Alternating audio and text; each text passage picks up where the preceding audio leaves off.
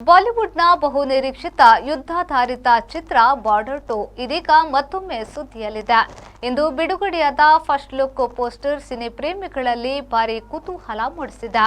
ಪೋಸ್ಟರ್ನಲ್ಲಿ ಯುದ್ಧಭೂಮಿ ವಾತಾವರಣದ ನಡುವೆ ಗಾಯಗೊಂಡ ಸ್ಥಿತಿಯಲ್ಲಿರುವ ಒಬ್ಬ ಯೋಧ ಶತ್ರುಗಳ ಮೇಲೆ ಭಾರಿ ದಾಳಿ ನಡೆಸುತ್ತಿರುವ ದೃಶ್ಯ ಕಂಡುಬರುತ್ತಿದೆ. ಈ ಚಿತ್ರದಲ್ಲಿ ಸನ್ನಿ ಡಿಯೋಲ್, ವರುಣ್ ಧವನ್, ದಿಲ್ಜಿತ್ ದೋಸಂಜ್ ಮತ್ತು ಅಹನ್ ಶೆಟ್ಟಿ ಪ್ರಮುಖ ಪಾತ್ರದಲ್ಲಿ ಕಾಣಿಸಿಕೊಳ್ಳುತ್ತಿರುವುದು ಪೋಸ್ಟರ್ನಲ್ಲಿ ದೃಢಪಟ್ಟಿದೆ. ಇದರಿಂದ ಚಿತ್ರದ ಸ್ಟಾರ್ ಕಾಸ್ಟ್ ಕುರಿತು ನಿರೀಕ್ಷೆ ಇನ್ನೂ ಹೆಚ್ಚಿಸಿದೆ.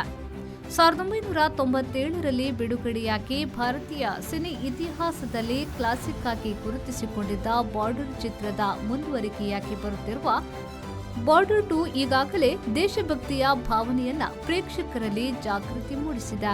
ಚಿತ್ರವನ್ನ ಅನುರಾಗ್ ಸಿಂಗ್ ನಿರ್ದೇಶಿಸುತ್ತಿದ್ದು, ಭೂಷಣ್ ಕುಮಾರ್, ಕೃಷಣ್ ಕುಮಾರ್, ಜೆಪಿ ದತ್ತಾ ಹಾಗೂ ನಿಧಿ ದತ್ತಾ ನಿರ್ಮಾಣ ಮಾಡಿದ್ದಾರೆ. ಯುದ್ಧದ ತೀವ್ರತೆ, ಸೈನಿಕರ ತ್ಯಾಗ ಮತ್ತು ದೇಶಪ್ರೇಮದ ಮಿಶ್ರಣದೊಂದಿಗೆ ಈ ಚಿತ್ರವು 2026ರ ಜನವರಿ 23ರಂದು ದೇಶಾದ್ಯಂತ ತೆರೆಗೆ ಬರಲು ಸಿದ್ಧವಾಗಿದೆ. ಪೋಸ್ಟರ್ ಬಿಡುಗಡೆಯಾದ ಕೆಲವೇ ಕ್ಷಣಗಳಲ್ಲಿ ಸಾಮಾಜಿಕ ಜಾಲತಾಣಗಳಲ್ಲಿ ಇದು ಟ್ರೆಂಡ್ ಆಗತೊಡಗಿದೆ.